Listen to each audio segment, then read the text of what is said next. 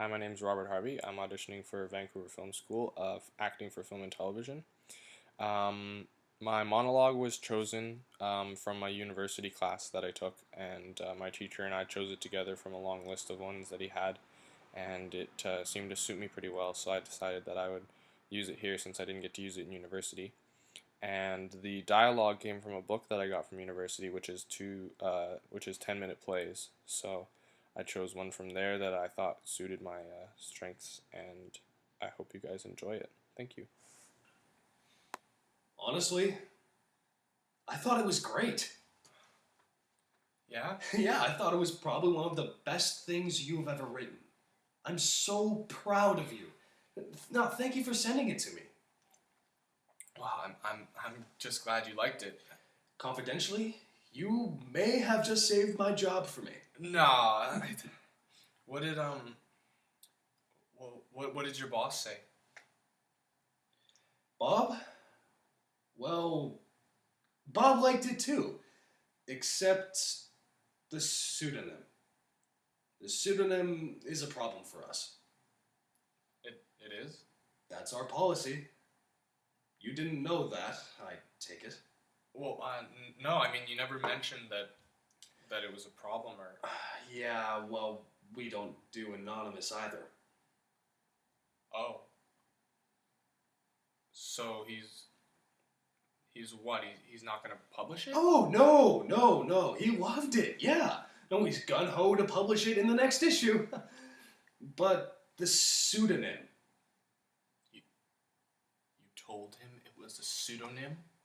He would have found out about it sooner or later, and it's your style. I mean, it couldn't get any more apparent that it's your style of writing. But this is cleaner, you know? It's almost a distillation of your style. Look, like I said, this is some of the best stuff you've ever written. I couldn't wait to show it to Bob. Did you? Yeah. Well, that's why I wanted to find you before the conference ended tomorrow, and you left to go back. Oh God. Is he going to? Oh, let me tell you how we can make this work. I can't come out on this piece, Alan. I live. It's Utah. There's a new dean at the college, and he's very nice and very supportive and very Mormon. I know. That'll be the end of my job. He'll fire me in a heartbeat. I can't come out on this piece. The Catholics are in the same boat. We're all being drugged back into the Dark Ages. But in all honesty, Bob has a very small subscription base outside of California. And frankly, we need your piece. This is far and above what we normally get from our... I can't. You can't run it without the pseudonym. It'll kill me. You have to tell Bob that it'll ruin everything. Let me tell you what. And there's no negotiating. I'm dead serious. Steven, I showed Bob those other things you wrote on the internet. Under the pseudonym. And he loved those too. He's really impressed with you. He said you could freelance for the rest of your life with absolutely no problem. But I don't want to freelance. I want to teach. I know.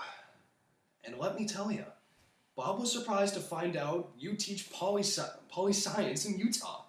Because you aren't like You someone... told him where I work? Not the exact college. How much did you out me, Alan? Bob said he'd pitch for you for other jobs with some of his friends around LA. That's how much he was impressed. This could lead to something big for you. For all of us. He's asking me how many other friends have I hidden away who can write like you. Look, I know this is supposed to be a compliment, but if I lose my job because he prints my real name, I can't afford to work in LA under freelance work.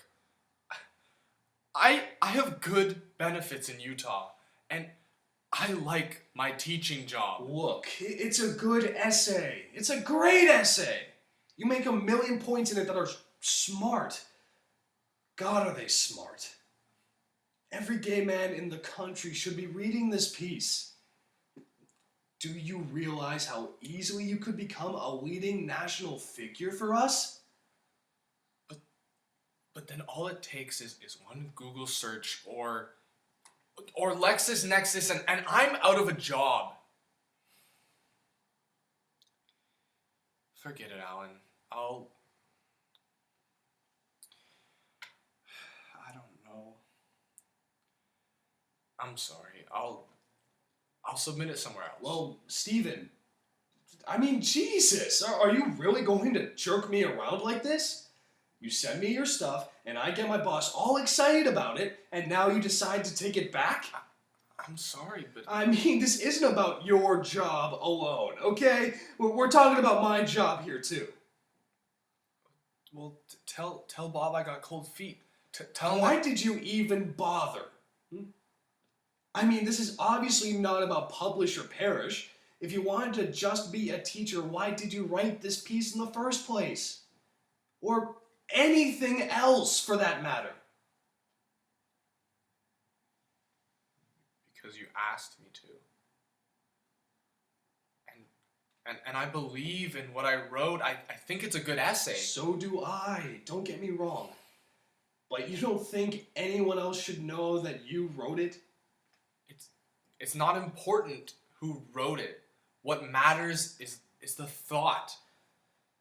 To be perfectly honest, Stephen, I think what matters is that you're willing to let these Mormon jerks terrorize you into a corner.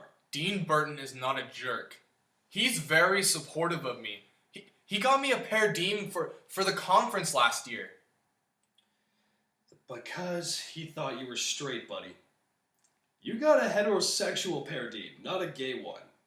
They don't make gay per diems. Not in Utah, they don't. They don't make heterosexual ones either. Don't even kid yourself. Don't even kid yourself. Look, Burton is a good man. He supports... Who thinks you're straight. He supports me. Do you know how hard it was for me to get to the conference last year? Do you? Do you know how hard I had to fight for administrative leave from my classes? Dean Burton came in July and he practically handed me the travel documents, the per diem. Because he thought you were straight. And this, if I'm not mistaken, is one of the points in your essay. But in real life, you let them push you into the closet rather than... Okay! Maybe you're right. And if I were to work at UNLV, or UCLA, or U of A, I could get a gay per diem. But I don't. I work in the heart of Mormon territory. Good old hetero Happy Valley. And I like the people that I work with. This is a good job for me, and the minute Dean Burton finds out I'm gay, I'll get fired. I have a mortgage, Alan. Thank God the man is so supportive. Not everyone is like you, Alan. Some gay men prefer to be a little more discreet. Give me a break. My students and coworkers, they don't have to know everything about me. And here's a little news flash for you. Living a private life has worked out fine for me. You're not acting like a private person when you write essays like the one you just sent me. Don't you think it's a time you finally had the courage of your own convictions?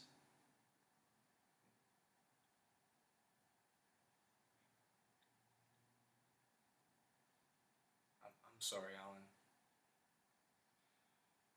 Maybe I'll see you at the next conference. Come on, Stephen. Stop running away from this.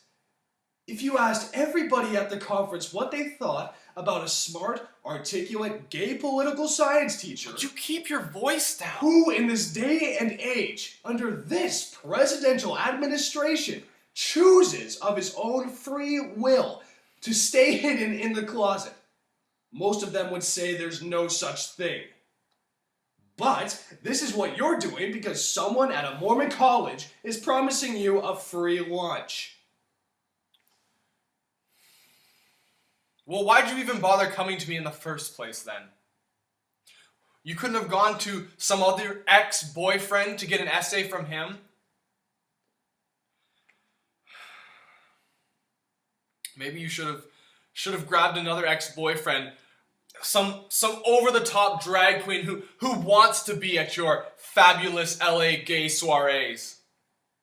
I'll just take my essay and submit it to a magazine that doesn't have your self-righteous mission to out every gay man in America. Well, you can't. I can do whatever I want. We're running the essay. It's going to print on Monday. That's why I wanted to talk with you before the conference ended. You can't. I've never signed anything. I'll sue you so fast your goddamn head'll spin off. We're not running it as a feature. It's in our op-ed section. What? All submissions to our op-ed department immediately become property of the magazine. You son of a bitch. I sent that to you as a feature. I'm not the features editor, you know that. Yeah, but you're supposed to be my friend. And I got Bob to cut you a check for the essay. And we don't normally pay for the op-ed. Alan, please, I'm begging you. You have to tell Bob that it was a mistake, that it was supposed to be a feature, not an op-ed. It's too good of an essay for us not to run it. I personally know men who have been waiting for an essay like this. This is going to make a difference. And you're not the only one with a mortgage, Stephen. You asked me to. I thought... Alan, why are you doing this to me? Jesus, buddy. In the big picture, this has very little to do with you. You're fake. That's what you are. An imposter. You talk about your book, your great success. It's true. There isn't a newspaper or journal out there where you and your book aren't favorably mentioned. Everyone loves you. You're the man of the hour. And who remembers me? No one. I've been banished to obscurity. And the critics? They were happy to see me go too. It took too much effort for them to extract thought from my heavy abstractions. It overworked their poor little brains. But you, the great vulgarizer, you made my thoughts comprehensible to even pigs and horses. They don't have to think anymore. They don't have to reason. You've absolved them of that. They simply hear your words and spit them back like some sort of silly mantra. You dressed my Apollo in a second-hand suit, my Venus in a cheap dress, and gave my principled hero the ears of an ass.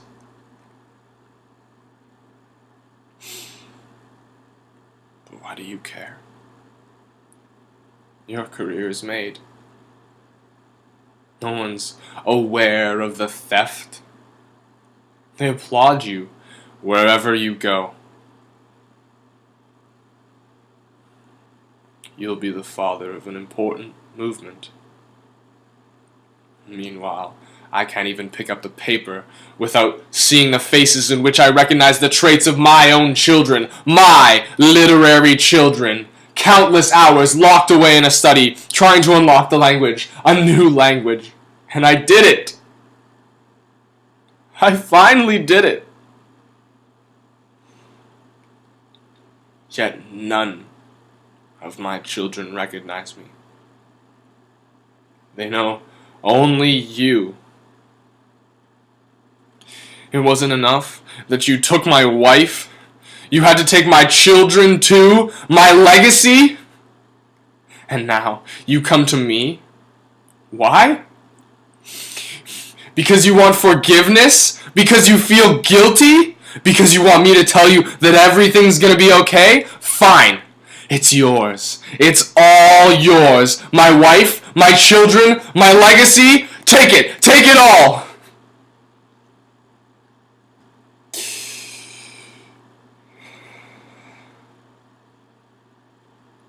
You know, there was a time when I loved you. Even thought you a little gifted. You, my empty shadow.